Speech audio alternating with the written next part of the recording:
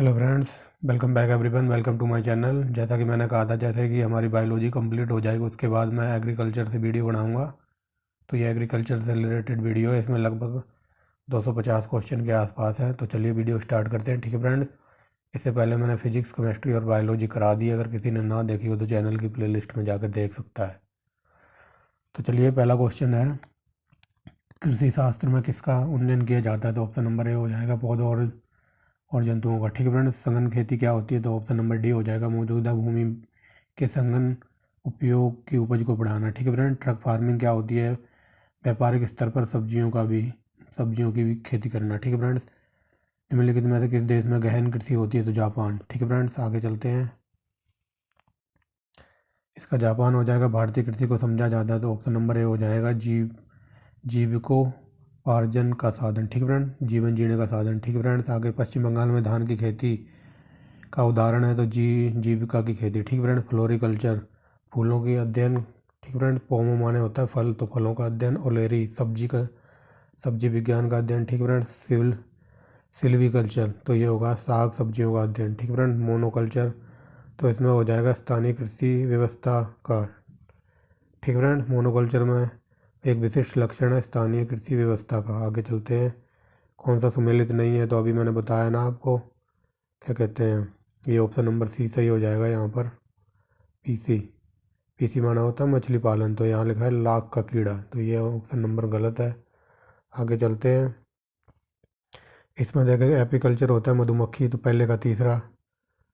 और सिल्वीकल्चर होता है, क्या कहते हैं, देखो इधर से देखो, बी पीसी कल्चर होता है मछलियाँ पालना, तो डी का दूसरा इधर आ जाइए, और पहले का तीसरा था, तो ये ऑप्शन नंबर डी हो जाएगा। ठीक है फ्रेंड। बीटी कल्चर माना होता है अंगूर, और सिल्वी कल्चर होता है शतूत का वृक्ष, यानी कि रेशम पालन। ठीक है फ्रेंड, तो ऑप्शन नंबर डी हो जाएगा यहाँ पर। आगे चलते हैं।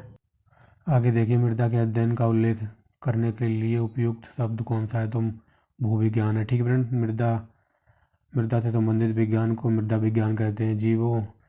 जीवित चीज़ों को मृदा के प्रभाव का अध्ययन मृदा विज्ञान की किस शाखा के अंतर्गत आता है? तो ये ऑप्शन नंबर बी हो जाएगा, इडैफिकोलॉजी। ठीक है फ्रेंड।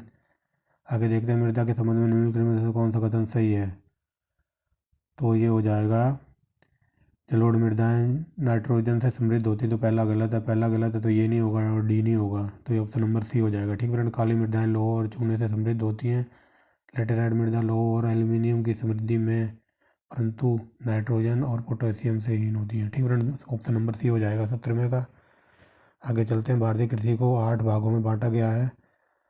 सबसे ज़्यादा कौन सी मिट्टी पाई जाती है? तो एल्यूवियल सॉइल। ठीक है फ्रेंड्स, ये ऑप्शन नंबर डी हो जाएगा, एल्यूवियल सॉइल। इसको रेगुड़ मिट्टी भी कहते हैं। समस्त गंगा के ये देखो, क्या कहते हैं, इसको एल्यूवियल सॉइल को ना जलोढ़ मिट्टी भी कहते हैं और रेगुड़ मिट्टी भी। जलोढ़ मिट्टी कितने भाग में है? 24% भाग पे। पुरानी पुरानी मिट्टी, जलोढ़ मिट्टी को किस नाम से जाना जाता है? भांगर। देखा होगा ना आपके घर में पुरानी चीज़ वगैरह होंगी, तो आप कहते हो कि मम्मी इसे भंगार वाले को भेज दो क्योंकि ये पुरानी होगी, तो पुरानी को बोलेंगे भांगड़। ठीक है फ्रेंड। न्यूनतम यानी कि नई को बोलेंगे खादर। ठीक है फ्रेंड, आगे चलते हैं। काली मिट्टी में काला रंग किसकी उपस्थिति के कारण होता है? तो option number C, tetanus, magnetite और ह्यूमस के कारण। ठीक है फ्रेंड्स, आगे देखते हैं। किस मिट्टी में समय से आर्द्रता बनाए रखने की क्षमता होती है? तो काली मिट्टी। ठीक है फ्रेंड्स, ऑप्शन नंबर बी, किस मिट्टी में कृषि के लिए सिंचाई की आवश्यकता नहीं पड़ती? तो ये काली मिट्टी हो जाएगी। ठीक फ्रेंड्स। किस मिट्टी में रेगुड़ मिट्टी कहते हैं? तो काली मिट्टी को रेगुड़ मिट्टी कहते हैं। मूंगफली खेती के लिए काली मिट्टी, कपास की खेती के लिए भी काली मिट्टी, ऑप्शन नंबर सी। ठीक फ्रेंड्स, मूंगफली के लिए काली मिट्टी कहाँ है? Option number A. ठीक फ्रेंड्स, आगे देखते हैं। कपास के लिए तो काली मिट्टी बता दिया है, काली मिट्टी कपास के लिए। ठीक है फ्रेंड्स, कपास के लिए काली मिट्टी को क्या कहा जाता है? तो इसे रेगुड़ मिट्टी भी कहा जाता है। भारत में कुछ भागों में मिट्टी का रंग लाल होने का कारण है? तो option number C, ferric oxide की कमी, कमी नहीं, मौजूदगी, प्रेजेंटेशन। ठीक है फ्रेंड्स, ऑप्शन नंबर सी हो जाएगा। लेटराइट मिट्टी कहाँ पाई जाती है? तमिलनाडु में भी और कर्नाटक में भी और उड़ीसा में भी, ऑप्शन नंबर डी। लेटराइट मिट्टी महत्वपूर्ण मानी जाती है मालाबार तटीय क्षेत्र में। आगे देखते हैं। भूमि के अपमार्जन में योगदान देने वाले जीव, तो ये ऑप्शन नंबर ए हो जाएगा। ठीक है फ्रेंड्स, केंचुआ। और कई बार यूपीपीसीएस में ये क्वेश्चन पूछा गया कि किसान का मित्र किसको कहते हैं? तो केंचुआ को कहते हैं। आगे चलते हैं। 35 नंबर, इनमें से बताना है, सही विकल्प चुनना है। केंचुए कृषि के लिए उपयोगी नहीं है, पहला ही गलत है, तो ऑप्शन नंबर हो जाएगा हमारा बी, ए गलत है, आर सही है। केंचुए मिट्टी को महीन कणों में तोड़ते होंगे, आपने देखा होगा, ये मिट्टी में घुसा रहता है और एकदम बढ़िया मिट्टी बना देता है, A1 क्वालिटी की। आगे देखते हैं, मृदा संरक्षण के संदर्भ में निम्नलिखित प्रचलित पद्धति का विचार कीजिए। भारत में मृदा संरक्षण उपयुक्त में से कौन सी विधियाँ समझी जाती हैं? ठीक फ्रेंड्स, तो ये चारों विधियाँ हैं, सस्यावर्धन, बालू की बाढ़, वायुरोध और बेदी का निर्माण।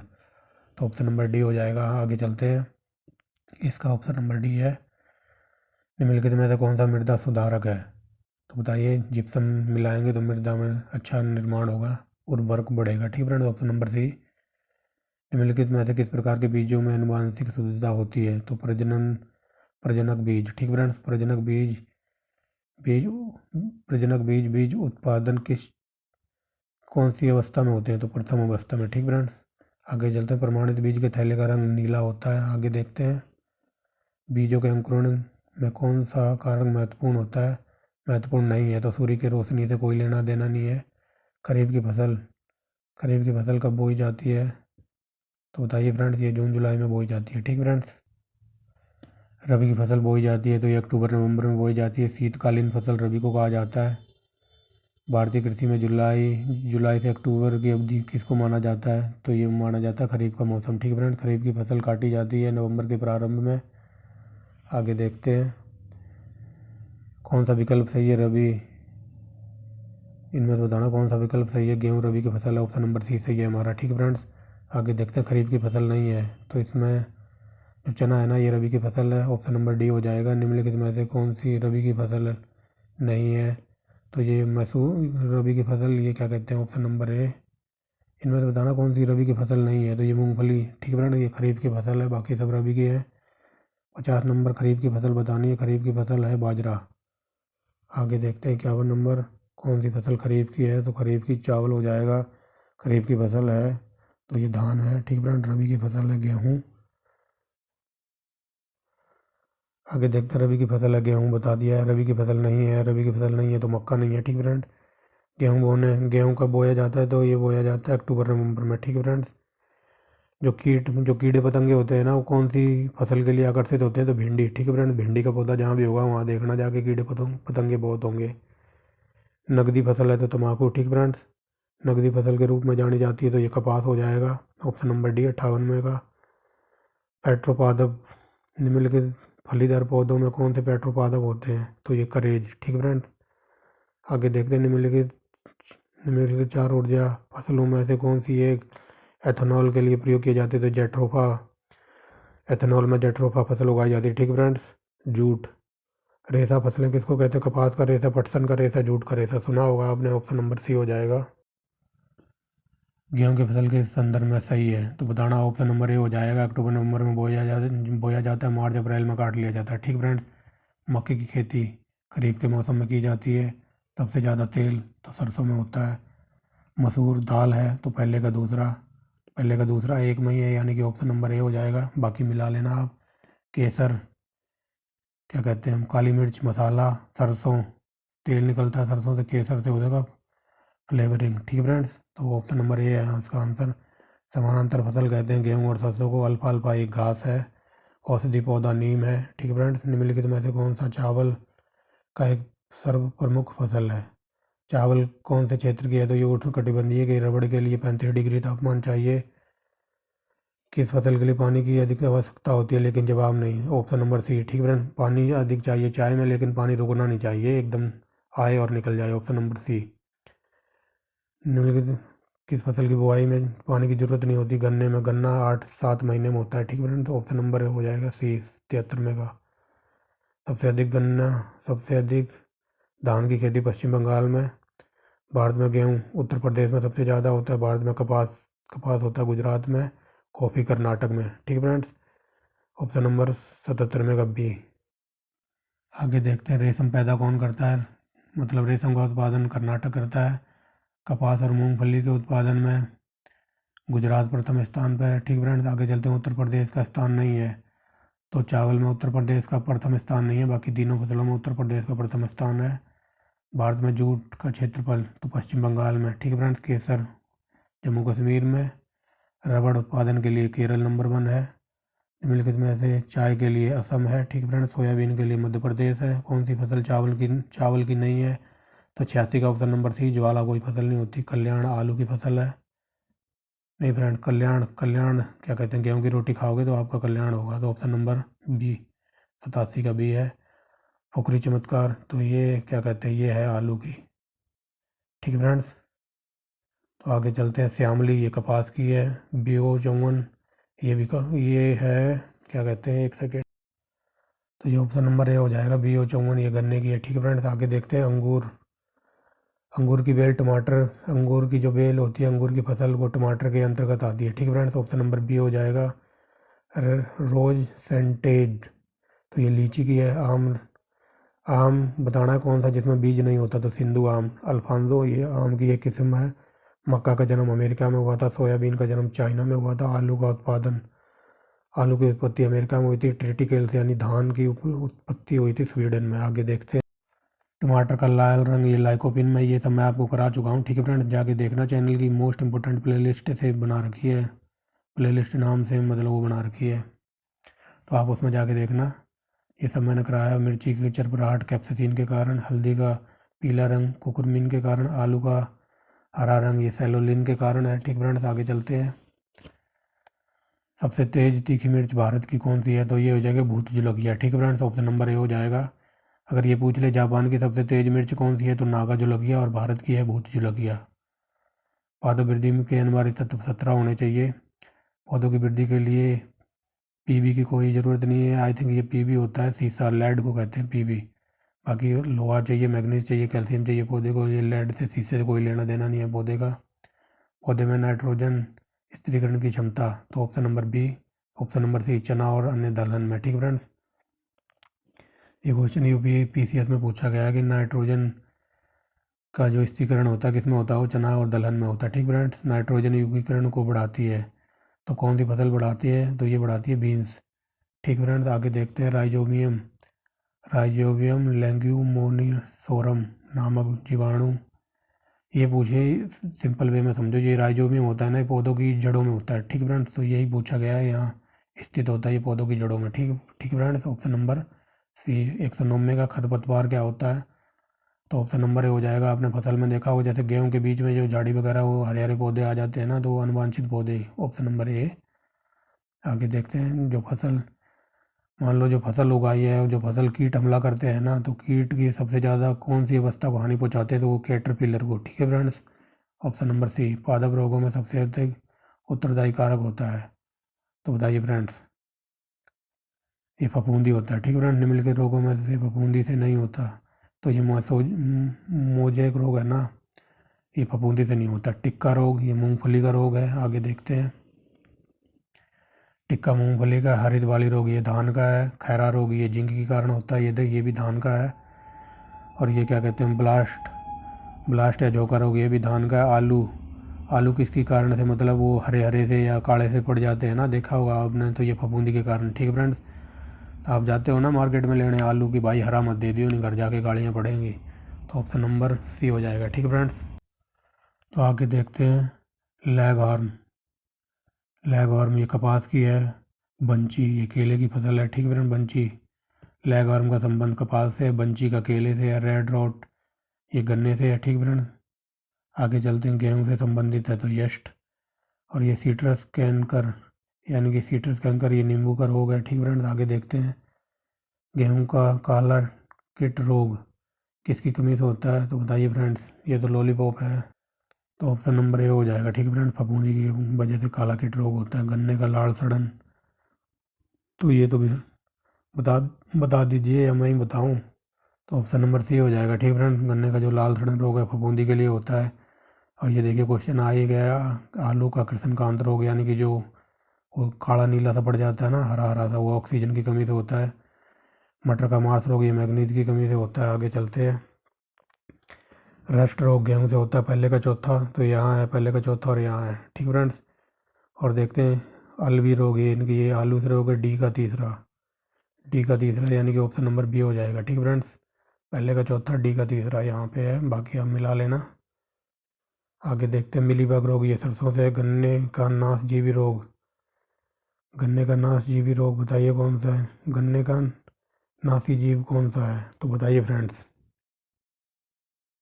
बताइए बताइए। तो ऑप्शन नंबर ए हो जाएगा, पिंक बैरर। ठीक है फ्रेंड, गांधी बग, तो ये धान का है। गुलाबी कीट, बताइए फ्रेंड, गुलाबी कीट ये कपास का है रोग।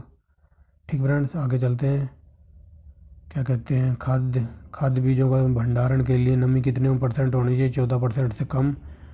2,4-D ये क्या है, ये फफूंदनाशी है। अगर ये ऑप्शन में ना हो फफूंदनाशी तो ये खरपतवार भी है। ठीक है फ्रेंड, हरित क्रांति का उद्देश्य, ऑप्शन नंबर ए हो जाएगा, कृषि की आधुनिक विधियों का उपयोग द्वारा प्रति एकड़ फसल की उपज को बढ़ाना। हरित क्रांति तो नॉर्मन बोरलॉग से संबंधित है। हरित क्रांति का जनक नॉर्मन बोरलॉग, बता दिया। नॉर्मन बोरलॉग USA के थे। भारत में हरित क्रांति स्वामीनाथन की वजह से आई थी। जन्मदाता स्वामीनाथन हो जाएगा। 39 में कब आई थी, 1967-68 में। भारतीय क्रांति का जन्म स्थलीय है पंतनगर, भारत में। जब हरित क्रांति प्रारंभ हुई तो निम्न में से कौन सा उससे संबंधित नहीं था, तो ऑप्शन नंबर डी, ये रफ़ी अहमद की दुबई से इसका कोई लेना देना नहीं था। ऑप्शन नंबर डी हो जाएगा। नेक्स्ट क्वेश्चन देखते हैं। उच्च क्या कहते हैं, दिए गए सहायता में हरित क्रांति से घटक चुनिए, तो ऑप्शन नंबर हो जाएगा यहाँ पर ऑप्शन सी। ठीक है फ्रेंड्स, कि सिंचाई के उच्चतम बीज हुए थे, सिंचाई हुई थी, और ग्रामीण सड़कों का विपणन हुआ था, लेकिन विद्युत उत्पादन से इसका कोई लेना देना नहीं है हरित क्रांति का। ठीक है फ्रेंड, ऑप्शन नंबर सी हो जाएगा। आगे देखते हैं। हरित क्रांति में अधिक उपज देने वाले उन्नत बीजों का प्रयोग हुआ था, ये ऑप्शन नंबर डी हो जाएगा। अधिक उर्वरक और अधिक पानी। ठीक है फ्रेंड्स, हरित क्रांति में सफलता किसकी उपलब्धता पर निर्भर है, तो ऑप्शन नंबर डी हो जाएगा। ठीक है फ्रेंड्स, रासायनिक उर्वरक, कीटनाशक, पर्याप्त सिंचाई सुविधाएं, बीजों की उच्च पैदावार किस्म। ठीक है फ्रेंड्स, ऑप्शन नंबर डी। 146वां का, हरित क्रांति कहाँ आई थी, पंजाब, हरियाणा और उत्तर प्रदेश के पश्चिमी इलाके में। ठीक फ्रेंड्स, उस जगह को पहचानें जहाँ सर्वप्रथम हरित क्रांति नहीं किया गया था। हरित क्रांति कहाँ नहीं आई थी, तो राजस्थान में नहीं आई थी। ठीक फ्रेंड्स, हरित क्रांति के दौरान खाद्य उत्पादन में सर्वाधिक वृद्धि हुई थी, तो गेहूँ की हरित क्रांति का मुख्य प्रभाव पड़ा था, तो अनाजों पर। ठीक है फ्रेंड्स, 150 नंबर क्वेश्चन, हरित क्रांति का मुख्यतः किस फसल पर था, तो गेहूँ, बता दिया। ठीक फ्रेंड्स, आगे देखते हैं। निम्नलिखित में से किस फसल को हरित क्रांति का सीमित प्रभाव पड़ा था, दलहन। द्वितीय हरित क्रांति का संबंध था जैव प्रौद्योगिकी के उपयोग से। ठीक है फ्रेंड्स, आगे देखते हैं। विगत दशक में भारत में किस निम्नलिखित फसल के लिए कुल कृषि भूमि लगभग एक जैसी मानी गई, तो ये है तिलहन। ठीक फ्रेंड्स, तिलहन। ठीक फ्रेंड्स, एक जैसी भूमि भारत में किसकी बनी रही, तो ये तिलहन की। HYV का फुल फॉर्म है, तो ऑप्शन नंबर है हाइब्रिड याल्डिंग वैरायटी। ठीक फ्रेंड्स, पीली क्रांति, तो खाद्य तेल से पीली क्रांति तिलहन से। इंद्रधनुष क्रांति, जो सभी जितनी सारी क्रांतियाँ चल रही है ना, उन पर निगरानी रखने के लिए इंद्रधनुष क्रांति चलाई गई थी, तो ऑप्शन नंबर डी। स्वर्णिम क्रांति, तो ये हो जाएगा, क्या कहते हैं, रेशम कीट पालन से। ठीक है फ्रेंड्स, गोल्डन रेवोल्यूशन हॉर्टिकल्चर से, ये बागवानी होता है। नीली क्रांति मछली से। झूम कृषि मणिपुर में की जाती है। भारतीय कृषि अनुसंधान केंद्र क्या है, दिल्ली में है। ठीक फ्रेंड्स, भारतीय कृषि अनुसंधान संस्था का स्थापित वर्ष, तो ये 1929, ये बता ही दिया है। दिल्ली में भारतीय कृषि अनुसंधान परिषद दिल्ली में है। ठीक फ्रेंड्स, आलू लोगे तो शिमला जाना पड़ेगा। सोयाबीन के लिए आपको इंदौर जाना पड़ेगा। ठीक फ्रेंड्स, ऑप्शन नंबर सी हो जाएगा। केंद्रीय कपास लेना है तो आपको नागपुर जाना पड़ेगा, और तम्बाकू खानी है तो राजमुंदरी जाना पड़ेगा। ठीक फ्रेंड्स, ऑप्शन नंबर बी हो जाएगा। ठीक फ्रेंड्स, अगर फ्रेंड स्पीड थोड़ी ज़्यादा हो तो कम कर लेना, अगर कम लग रही हो फिर भी तो थोड़ा बढ़ा के देख लेना। ठीक है फ्रेंड, शुगर केन यानी कि गन्ना लेना है तो जाना पड़ेगा कोयम्बटूर, ये तमिलनाडु में पड़ता है, ऑप्शन नंबर सी। मसाला लेना है कालीकट जाना पड़ेगा, यहाँ पे बासकोटी काम आया था, काली मिर्च लेना है। ठीक है फ्रेंड्स, याद रखेंगे। राष्ट्रीय वनस्पति उद्यान संशोधन, ये क्या कहते हैं, लखनऊ में। फल खाने हैं तो साबौर जाना पड़ेगा, ऑप्शन नंबर बी।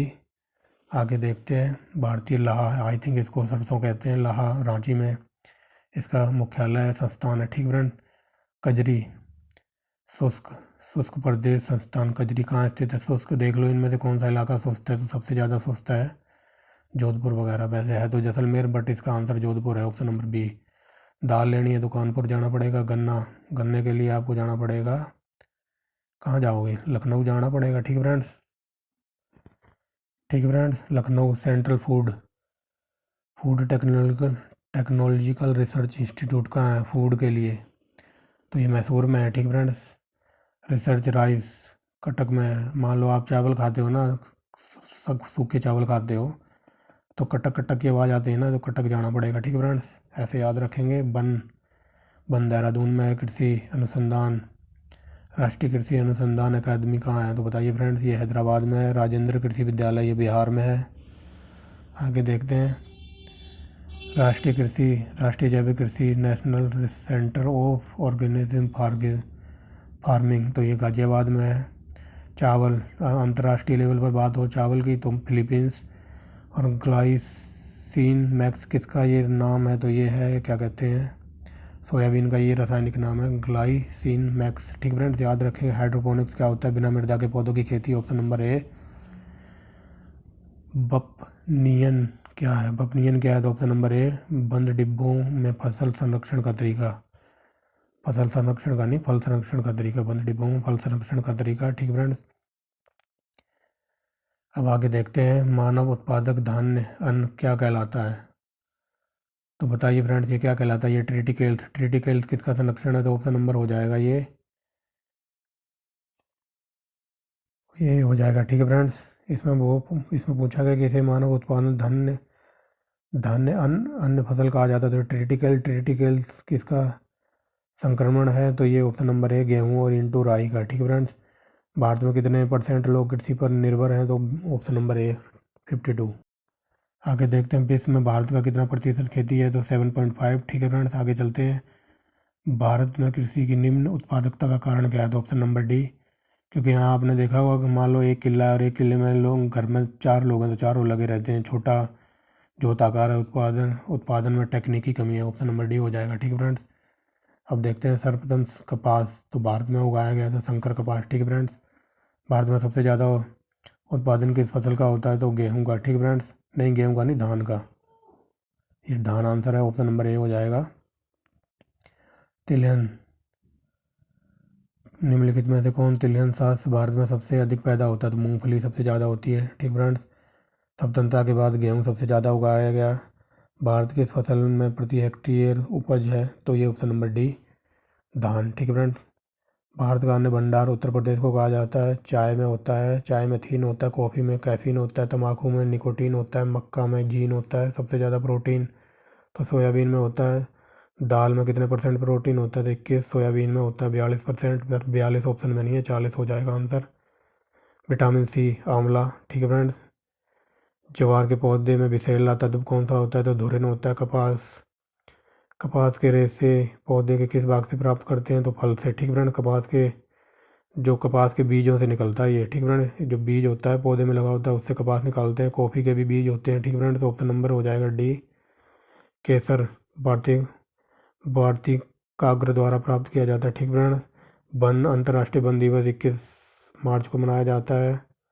आगे देखते हैं, किसान की सबसे लंबी अवधि के लिए कृषि को ऋण कौन प्रोवाइड कराता है, तो ऑप्शन नंबर डी भूमि विकास बैंक, सबसे लंबी अवधि के लिए। ठीक है फ्रेंड्स, अब देखिए सही दिखाई दे रहा होगा, ऑप्शन नंबर डी हो जाएगा। ठीक फ्रेंड्स, जो अंतर्राष्ट्रीय वन दिवस है 21 मार्च को मनाया जाता है। देखिए, भारत में सबसे पहले कृषि प्रसार किसने किया था, श्री निकेतन ने किया था। ठीक है फ्रेंड्स, आगे चलते हैं, श्री निकेतन योजना किसने चलाई थी, रविंद्रनाथ टैगोर ने। अंत्योदय योजना सबसे पहले किसने चलाई थी, राजस्थान ने। ठीक फ्रेंड्स, प्रयोगशाला में खेतों की परियोजना से क्या तात्पर्य है, तो ऑप्शन नंबर ए क्या कहते हैं, नहीं ऑप्शन नंबर बी हो जाएगा। प्रयोगशाला में हुए नए शोध कार्यकर्ताओं की जानकारी किसानों को देना। ठीक है फ्रेंड्स, बोर लोग ये कृषि से संबंधित थे। कौन से जल पौधे आसानी से प्राप्त कर सकते हैं, तो किसका जल से। ठीक है फ्रेंड्स, आगे चलते हैं, दलहनी फसलों में नाइट्रोजन, तो ये बताना है नाइट्रोजन ऊपर कम क्यों कर दिया गया है, तो ऑप्शन नंबर सी हो जाएगा, क्योंकि इनकी जड़ें स्वयं नाइट्रोजन का स्थिरीकरण करती हैं। ठीक है फ्रेंड्स, आगे चलते हैं, दलहनी फसलों की जड़ों में राइजोबियम होता है। ठीक है फ्रेंड्स, आगे चलते हैं, दलहनी फसलों में कौन सा रंग द्रव नाइट्रोजन का स्थिरीकरण में सहायक होता है, तो बताइए फ्रेंड्स क्या हो जाएगा, ये हो जाएगा ऑप्शन नंबर डी लैंगी मीनग्लोबिन। ठीक है फ्रेंड्स, नाइट्रोजन के केमिस्ट्री में लैंगी माइग्लोबिन का क्या कार्य है, तो बताइए फ्रेंड्स, बताइए। तो ऑप्शन नंबर ए हो जाएगा। ठीक है फ्रेंड्स, ये जो लैंगिक माइग्लोबिन है ना, ये ऑक्सीजन का आवरण करता है। लैंगिक माइग्लोबिन में कौन सा तत्व होता है, तो बताइए फ्रेंड्स, ये आयरन होता है। आगे चलते हैं, फलीदार पौधों की जड़ों में उपस्थित गांठों में पाया जाता है। तो क्या वह गांठों में पाए जाने वाला नाइट्रोजन स्थिर जीवाणु है, तो ये सहजीवी है। यूरिया नाइट्रेट किस रूप में लेता है, तो इमाइड के रूप में लेता है। 46 यूरिया में 40% नाइट्रोजन होता है। ठीक फ्रेंड्स, पौधे नाइट्रेट के रूप में नाइट्रोजन का इस्तेमाल करते हैं। आगे देखते हैं, निम्नलिखित में से कौन सा परीक्षण के काम नहीं आता, परीक्षण के। ठीक फ्रेंड्स, तो ये हाइड्रोक्लोरिक अम्ल हो जाएगा, ऑप्शन नंबर डी HCl। अंगूर में क्या कहते हैं, अंगूर में पाया जाता है, तो साइट्रिक अम्ल। ठीक फ्रेंड्स, दीर्घकालीन कृषि ऋण होता है 15 वर्ष के लिए। मध्यकालीन कृषि ऋण होता है जो 15 माह से 5 वर्ष के लिए। ठीक फ्रेंड्स, आगे देखते हैं, एरिजीमोन में बीजों की मिलावट को की जाती है, तो ये ऑप्शन नंबर हो जाएगा ए, सरसों में। ठीक फ्रेंड्स, सरसों के तेल में मान लो कुछ भी मिला दोगे ना, तो आपको डायरिया बीमारी हो जाएगी, जो ये बताया गया है। सरसों के तेल में सत्यानाशी के बीज के तेल मिलाने से डायरिया हो जाएगा। FCI की स्थापना 65 में हुई थी। नाबार्ड, ये ऑप्शन नंबर क्या कहते हैं, कृषि बैंक है। ठीक फ्रेंड्स, ऑप्शन नंबर बी, कृषि सहायता हेतु विशिष्ट बैंक। नाबार्ड में कृषि को वित्त देने वाली संस्था है। भारत में कृषि ऋण उपलब्ध कराती है नाबार्ड। ठीक फ्रेंड्स, नाबार्ड 6ठी पंचवर्षीय योजना में स्टार्ट हुई थी, 1982 में हुई थी इसकी स्थापना। ठीक फ्रेंड्स, राष्ट्रीय कृषि सरकारी विपणन संघ किस नाम से जाना जाता है, तो ये जाना जाता है नेफेड के नाम से, ऑप्शन नंबर बी। आगे चलते हैं। ठीक फ्रेंड्स, कृषि लागत एवं मूल्य उपयोग निम्नलिखित में से किसकी सिफारिश करता है, तो ये ऑप्शन नंबर सी, न्यूनतम समर्थन मूल्य है। ठीक फ्रेंड, MSP की। पौधों की वृद्धि नापते हैं ऑक्सीनोमीटर से। पोटैटो किसका क्रॉस है, तो आलू और टमाटर का। ठीक है फ्रेंड्स, आम की आम्रपाली प्रजाति निम्नलिखित में से किसका संकरण करती है, तो बताइए फ्रेंड्स, बताइए। जो ऑप्शन नंबर हो जाएगा बी, दशहरियो इंटू नीलम का। महादान विकसित किया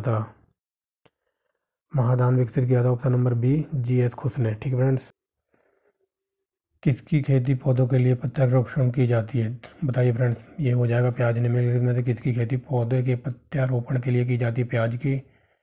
ट्रांसजेनिक फसल का उदाहरण नहीं है, तो बताइए फ्रेंड्स, ये पालक हो जाएगा। ठीक है फ्रेंड्स, BT का संबंध है ये कपास से है, पैपन का पपीता से। ठीक है फ्रेंड्स, तो ऑप्शन नंबर सी हो जाएगा, और इसका BT का संबंध कपास से, पैपन का संबंध है पपीता से। तो ये थी हमारी वीडियो। ठीक है फ्रेंड्स, ये लगभग मैंने 247 क्वेश्चन थे जो आपको फटाफट करा दिए 30 मिनट से पहले। ठीक फ्रेंड्स, तो I hope you enjoy the video and thanks for watching the video. Next हमारा चैप्टर आएगा, वो है पशुपालन का, और उसकी भी मैं एक ही वीडियो बनाऊंगा, उसको भी एक वीडियो में लपेट दूंगा। ठीक है फ्रेंड्स, अगर किसी को मतलब वॉल्यूम थोड़ी तेज़ लगी हो तो वो स्लो करके देख ले। ठीक है फ्रेंड्स, तो मिलते हैं नेक्स्ट वीडियो में पशुपालन में। ठीक है फ्रेंड्स, तो I hope you enjoy the video and bye bye.